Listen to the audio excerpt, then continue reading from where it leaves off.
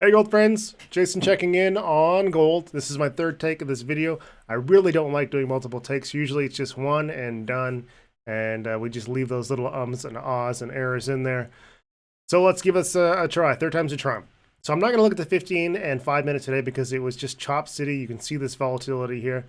What I want to do is point out on the hourly time frame, we are seeing that continuation of that trend break that we talked about yesterday. So previously we were in a higher low, higher high formation here, where we're getting our lows, our highs, and our bouncing up, but we lost that hourly uptrend when we saw the price break below 1279.346. So that suggested to me that we were looking at an hourly trend change, and we saw that confirm with the inability to get a new higher high, and then we set a new lower low here. So we're currently still in this downtrend, and we need to watch this trend line.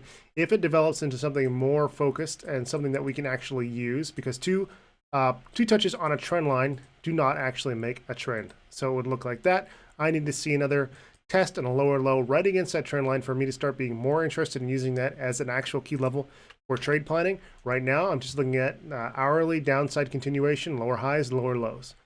A very important key takeaway. Look how close we got down to this 1276 support on this big flush. Major volatility in this candlestick, but bears were not able to crack that and see more downside continuation. So why is that an important level? Let's go back to our 4-hour time frame, create our chart in a little bit.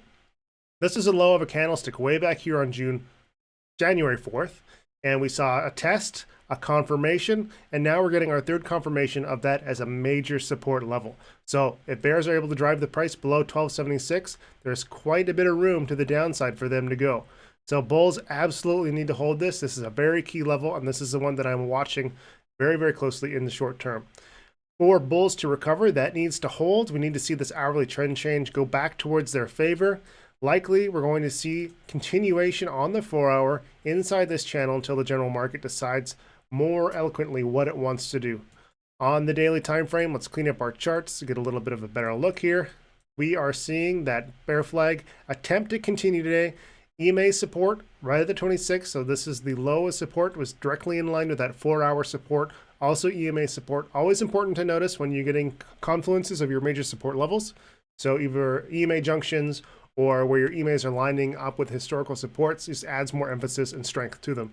So right now, if we close right now, on this day, daily candle, we would be in a spinning top formation, still range bound between our EMA 12 and 26, looking for more direction, watching those 4-hour trend changes and those hourly trend changes. Hourly, most important for me, against that key level, 1276.